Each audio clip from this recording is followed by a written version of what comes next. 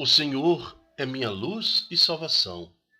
O Senhor é a proteção da minha vida. Ao Senhor peço apenas uma coisa, e só isso que eu desejo: habitar no santuário do Senhor por toda a minha vida, saborear a suavidade do Senhor e contemplá-lo no seu templo. O responsório de hoje está no Salmo 26. E o salmista sabe que a vida que ele vive, enquanto encarnado, enquanto pessoa, enquanto homem, mulher, é uma vida temporal. Vai viver 60, 80, talvez 90, 100 anos, mas um dia há de morrer. Então ele pede ao salmista: Senhor, eu te peço apenas uma coisa, é só isso que eu desejo: habitar em vosso santuário, Senhor. Saborear a suavidade do Senhor, contemplá-lo no seu templo. Então nós temos que ter essa consciência de que a nossa vida espiritual ela é eterna. A nossa alma, o nosso corpo tem um tempo findado. Infelizmente vamos morrer, mas espiritualmente nós vamos viver eternamente. Então, preocupado com esta vida eterna, o salmista clama ao Senhor: o Senhor é minha luz e salvação. O Senhor é a proteção da minha vida. Hora da palavra, 22 de janeiro de 2023, terceiro domingo do tempo comum, cor litúrgica verde. Santo do dia, São Vicente de Saragoça, padroeiro de Lisboa. Aquele que viveu nos anos 300, início dos anos 300, e foi perseguido pelas autoridades romanas e deu um grande testemunho de fé, preferindo ser martirizado, à morte mesmo, do que adorar os deuses romanos, os deuses pagãos. Seja então esta vida consagrada ao Senhor um exemplo para nós seguirmos hoje, que tenhamos também esta mesma vontade de servir a Deus, conscientes de que eterno mesmo é o nosso espírito. Adoremos o Senhor em espírito, como fez São Vicente de Saragoça, padroeiro de Lisboa. Estamos reunidos em nome do Pai, do Filho e do Espírito Santo. Amém. Primeira leitura. Primeira leitura está em Isaías, capítulo 8, de 23, versículo 23 seguinte. É interessante que há mais ou menos 700 anos, antes de Jesus, o profeta Isaías, ele profetiza que Jesus iria para Cafarnaum, para a terra de Zebulon. Ele passaria lá. Então, a profecia já fala de Jesus. Então, Jesus, quando ele se vê perseguido, quando ele percebe que João Batista foi morto, decapitado, e João Batista é aquele que anuncia Jesus, ele sabe já que as autoridades desejam matá-lo. Então, rapidamente, ele muda a sua região para Cafarnaum, e cumprindo assim a profecia do profeta Isaías. Isaías capítulo 8, leitura do profeta Isaías. No tempo passado, o Senhor humilhou a terra de Zabulon e a terra de Neftali, mas recentemente cobriu de glória o caminho do mar, ao além Jordão, da Galileia das nações. O povo que andava na escuridão viu uma grande luz, para que os que habitavam na sombra da morte, uma luz resplandeceu. Fizeste crescer a alegria e aumentastes a felicidade. Todos se regozijam em tua presença como alegres ceifeiros da colheita, ou como exaltados guerreiros ao dividir os despojos. Pois o jugo que oprimiu o povo, a carga sobre os ombros, o orgulho dos fiscais, tu abatestes como na jornada de Madiã. Palavra do Senhor, graças a Deus. E é assim que aconteceu na região de Cafarnaum. Quando Jesus ali se hospeda na casa de Pedro, quando ele começa ali o seu ministério público, todo o seu ministério, todo mundo vai atrás de Jesus. E Cafarnaum, que até hoje é uma cidade meio que deserta, né? É uma cidade com poucas moradias, ficava cheia, lotado de gente, parecia uma festa. Por isso que o profeta fala: fizeste crescer a alegria e aumentastes a felicidade. Todos se regozijam em tua presença, como alegres ceifeiros na colheita, ou como exaltados guerreiros ao dividir os despojos, porque muitas pessoas iam para Cafarnaum buscando Jesus para ver os seus milagres e para serem curados, libertos das suas doenças. E cumpriu assim a profecia sobre Jesus. O Messias seria também chamado de Zebulon, a terra de Neftali, Cafarnaum. Segunda leitura está em 1 Coríntios, capítulo 1, de 10 a 17, e nos faz lembrar que o grande objetivo nosso é ouvir a palavra de Deus, acolher a palavra de Deus, e entendermos que nós temos um chamado em comum união. Devemos ser um só com a igreja, com Jesus Cristo.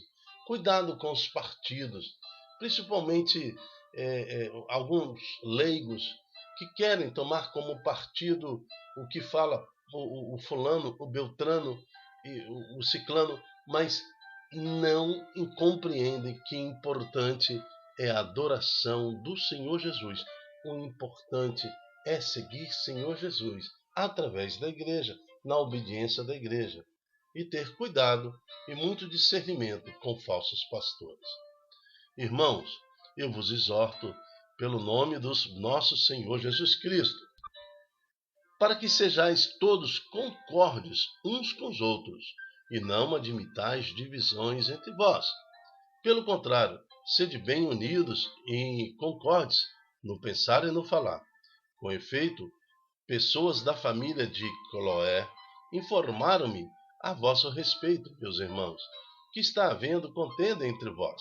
Que tipo de contenda estava tendo na comunidade de Corinto? Era até uma contenda louvável. Uns falavam que era de Apolo, outros falavam que era de Paulo, outros falavam que era de Jesus Cristo. Veja que a briga entre eles é para ver quem estava certo ao seguir Jesus. Mas não é assim. Nós devemos seguir Jesus em unidade.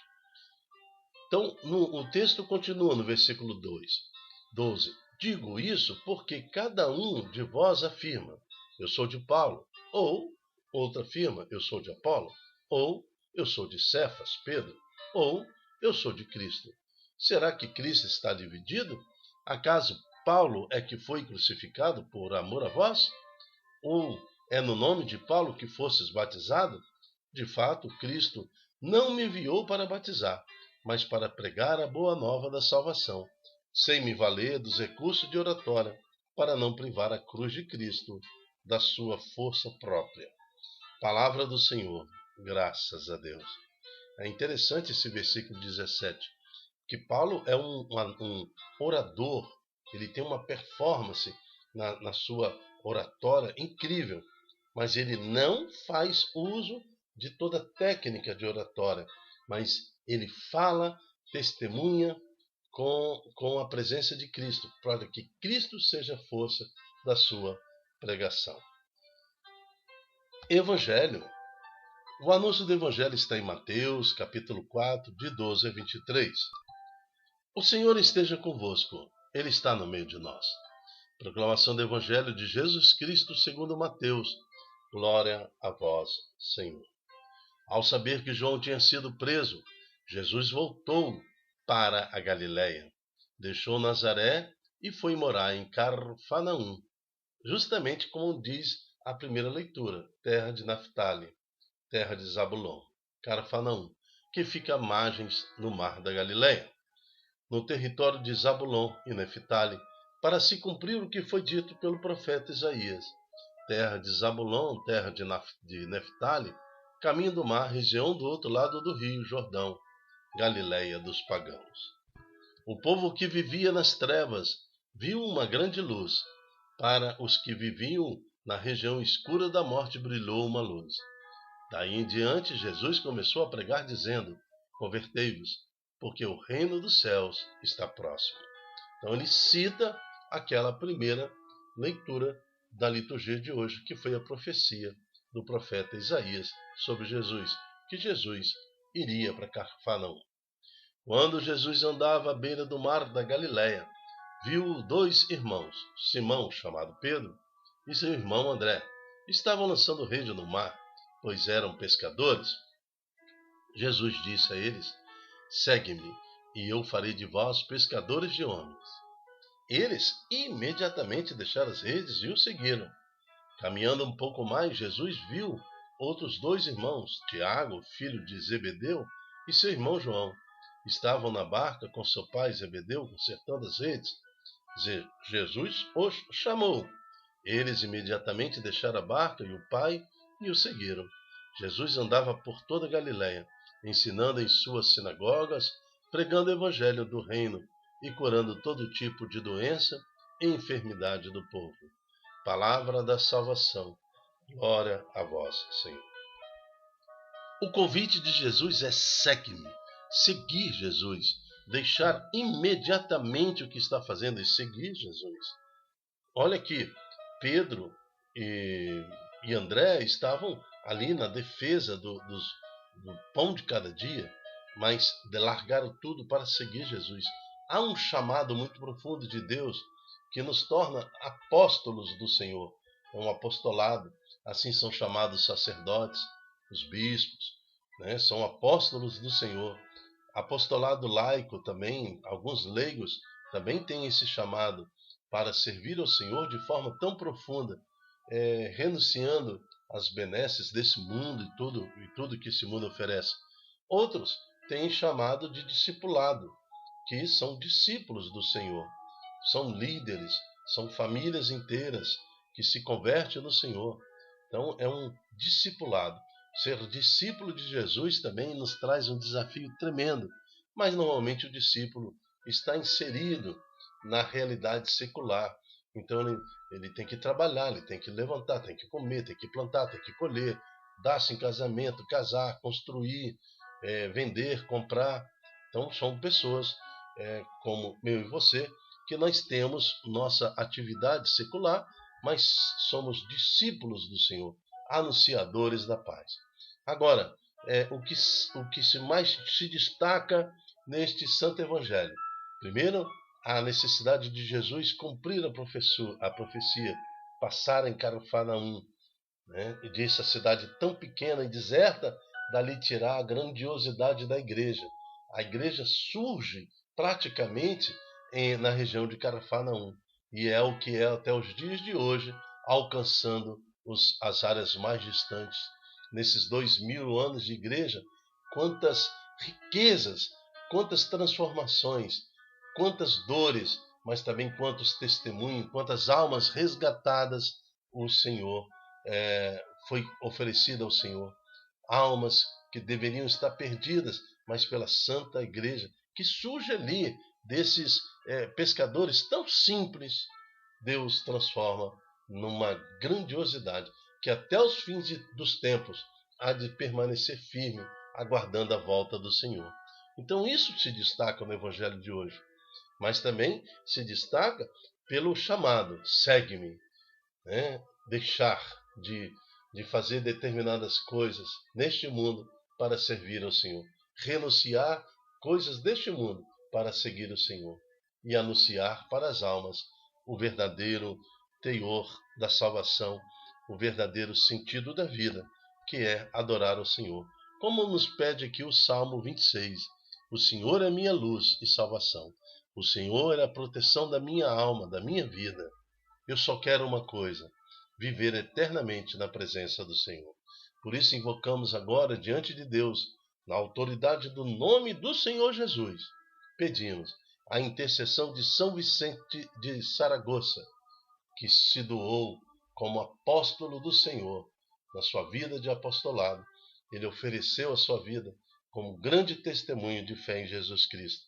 Que possamos também, Senhor, a exemplo de São Vicente de Saragoça, renunciar a toda forma de pecado, toda a confusão que este mundo traz para o nosso coração e entendermos de uma vez por todas que o nosso espírito só será feliz, só terá realização quando estiver diante da vossa presença. Amém. Eu me chamo Dilton Góes. O nosso projeto chama-se De Mim Se Não Evangelizar. Todos os dias, através do programa Hora da Palavra, nós queremos estudar a liturgia diária, as palavras que o Senhor conduziu para a igreja, para que nos trouxesse a palavra de Deus a cada dia. E hoje Ele nos pede para que estejamos firmes na nossa caminhada. O Senhor vem nos fazer um convite especial, como fez a cada um dos apóstolos, que estejamos atentos, porque o Senhor nos convida. E dai-nos, Senhor, esta necessidade de servir a vossa igreja, de seguir o vosso Filho Jesus, para o resgate das almas. Amém. Até a próxima, se Deus quiser. Tchau, tchau.